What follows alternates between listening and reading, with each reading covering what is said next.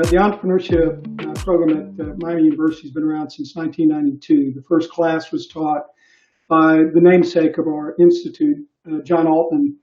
It evolved, and in the late 90s we added a minor, and then in the early 2000s added a major. And then in 2015, we took a step back and looked at where we were, and we examined a lot of different options and opportunities, and we decided at that point to do away with our major and replace the major with a co-major. And I'll come back and talk a little bit about that in a moment. So at the time that the article was written in 2018, we were actually 2 years in to our new co-major degree program, co-major and minor.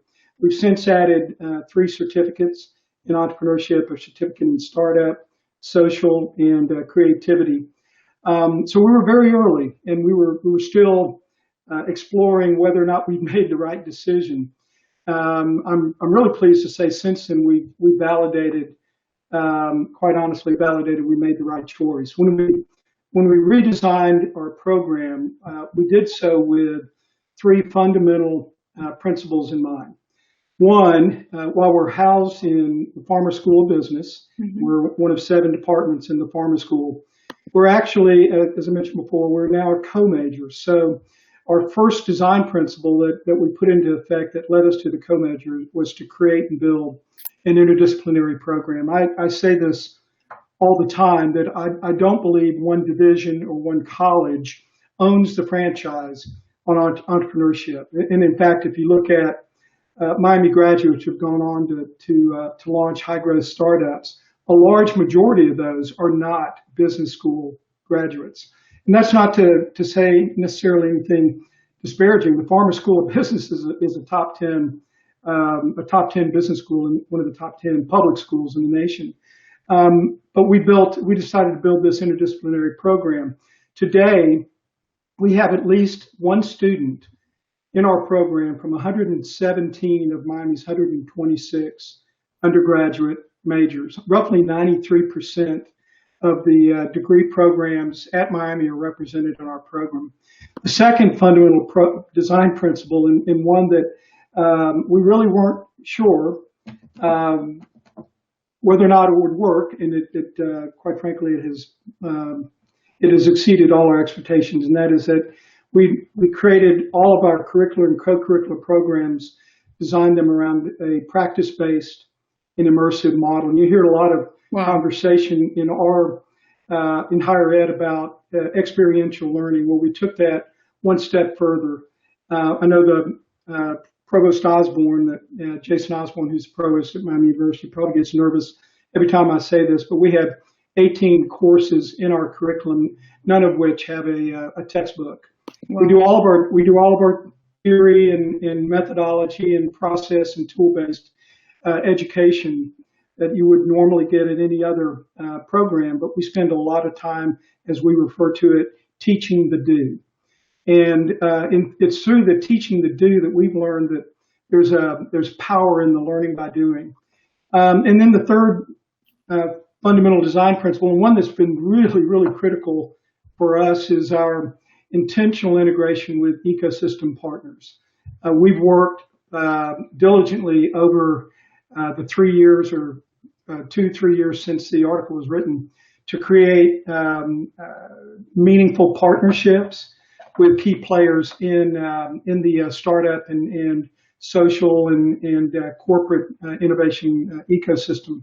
And I'm really, really pleased to say that it's worked really well. Last year we had 705 professionals, startup and business professionals, engage with our program in one of 3 ways. In the classroom, either guest presentations or teaching specific courses or course content, as mentors and coaches to student-led startups and social ventures, and also as those that open their doors to internships. This year we placed 50 co-majors and minors at 41 companies across the U.S. For internships this summer. And so over the last 3 years, we've seen validation, both market level validation as well as educational or curricular validation through the work that's been done. And so we're really, really excited about that. Wow, that's amazing. That's amazing. I have been, following your work online, but I only had, a vision of a little bit of everything that you were talking, and 18 experiential courses is amazing. I want to have the opportunity to hear more on that, just because, of course, as you were saying, teaching the action part is what is more important. Super excited on hearing on that. So, Tim, as we look back, and I think you talked a little bit about that already, but comparing with 2018, can you give me like a little bit of an update, right? What has been changing in your program since then? So if you compare the picture from 2018 and now, what happened, right? How did you expand? How could you build such an amazing thing? What about your team and all the others? Well, let me kind of boil it down to 3 or 4 things. First of all, I should have prefaced all of this by saying I am unabashedly proud of our faculty. We have an amazing group. We have 14 faculty and 3 assistant directors that carry the flag to our students. Our faculty have a diverse background. We have partners from Accenture and Deloitte. We have a former senior vice president, head of strategy and innovation for a top 10 bank, Fifth Third Bank. We have a gentleman that runs our creativity practice, or creativity vertical, Dr. Jim Friedman, that has 65 regional Emmys and is in 3 halls of fame for his work in media and entertainment. And so I'm really, I should preface everything by saying we couldn't do what we do without an outstanding faculty. But over the last 3 years, we've seen kind of 3 or 4 major things happen. One, we've seen explosive demand for entrepreneurship program. Over the 2-year period from 2018 to 2020, we're still calculating 2021 numbers, but student enrollment has increased 42%. Last year we had 3,219 students, roughly 20% of Miami's undergraduate population take at least one entrepreneurship course. Student credit hours are up more than 55% to almost 16,000 hours. Since 2016, over the last 5 years, total student enrollment in our courses is up almost 325%. So the one big element that we've seen is just an increased interest and demand for entrepreneurship education at Miami University. I mentioned as well that we have seen the interdisciplinary focus take off. I think at the time that the article was written in 2018, we had students from roughly 70 of Miami's majors represented, and I think I mentioned last year we had 117. Obviously, the goal is to have all 126, or whatever the number ends up being for the 21 fiscal year represented in the program. Interestingly, we have almost 500 co-majors and minors. Over 60% of the co-majors and minors in our program are have primary majors outside the business school. In addition to our work, instructional work inside the classroom, we have a developing reputation in academic research as well.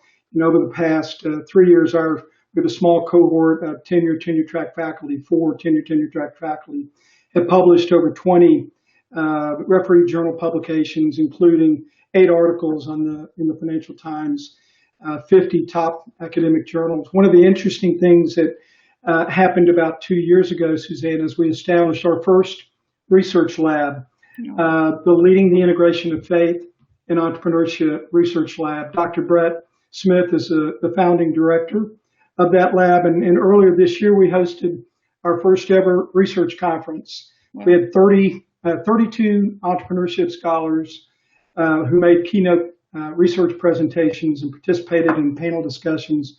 What we were really floored with is the amount of registered participants. We had over 200 scholars from 20 countries around the world that actually participated in the day-long conference.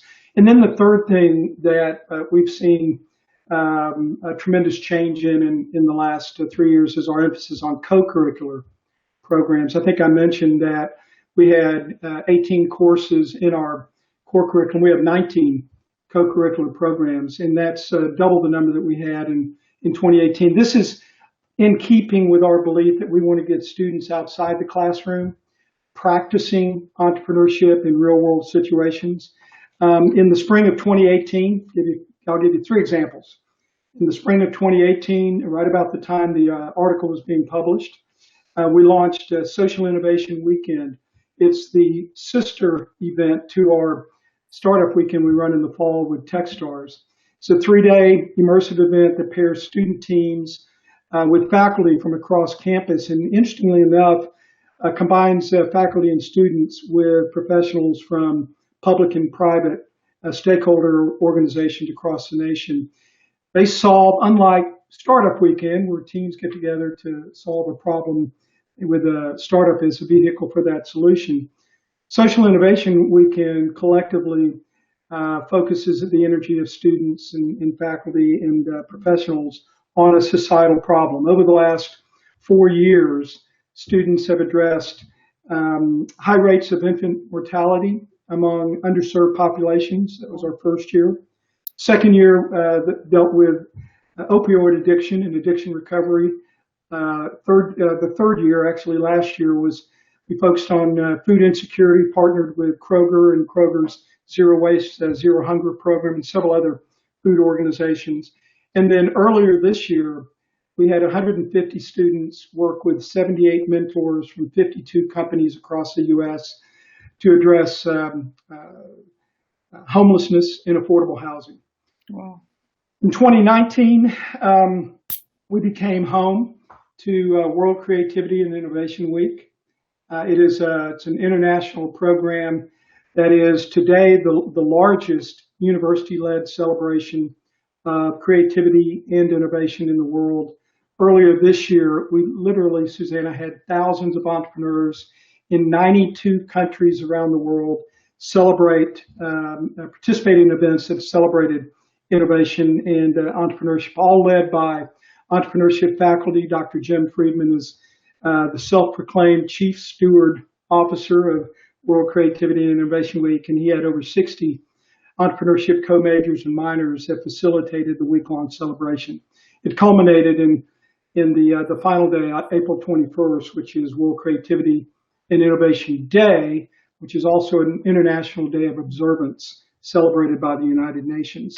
And then in 2020, last year, we saw our Red Hawk Venture Pitch Competition become one of the top 20 university-sponsored collegiate entrepreneurship competitions in the nation. And so all of these efforts outside the classroom are just examples of ways that we try to expose students to entrepreneurship, whether it comes in the form of a startup, comes in the form of a social venture. We have 2 student-led investment funds, the Red Hawk Ventures, which is our $500,000 seed stage investment fund. And we have our social impact fund, a $250,000 student-led impact fund, both of whom provide students the opportunity to make real investments in real companies with real consequences. All again, designed around the hope to provide that practice-based immersive learning opportunity to students. Oh, wow.